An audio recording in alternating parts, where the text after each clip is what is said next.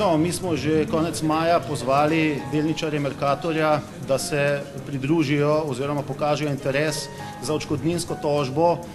zaradi škode, ki je nastala delničarjev zaradi neobjave prevzema Mercatorja strani 4 družb, ki so se doslej pokazale, kot da so povezano delovale, torej Pivovarne Laško, Pivovarne Union, Radenske in Infond Holdinga. S tem v zvezi se je ravno kar zaključil zbor tu v Mestnem muzeju v Ljubljani malih delničarjev, ki so sprejeli odločitev, da se v takšno tožbo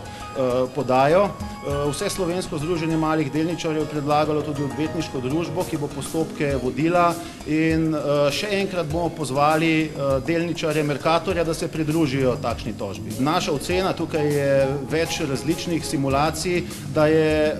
tista škoda, ki je nastala glede na vrednost delnice, ko bi morala biti podana prevzemna ponudba, in pa tisto vrednostjo, ko so delničarji lahko izvedeli za to, da je bil s tem kršen zakon o prevzemih, torej v decembru 2008 preko 200 evrov na delnico. Tako da s tem v zvezi je pričakovana odškodnina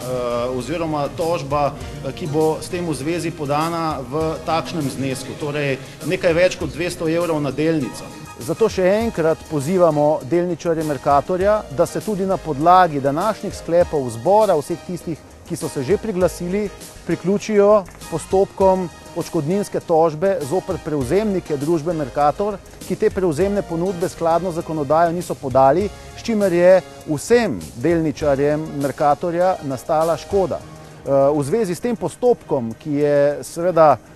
pionirske narave, bo vse slovensko združenje malih delničarjev skupaj z odvetniško družbo peljalo postopke v imenu vseh delničarjev, ki se bodo priglasili do konca tega meseca.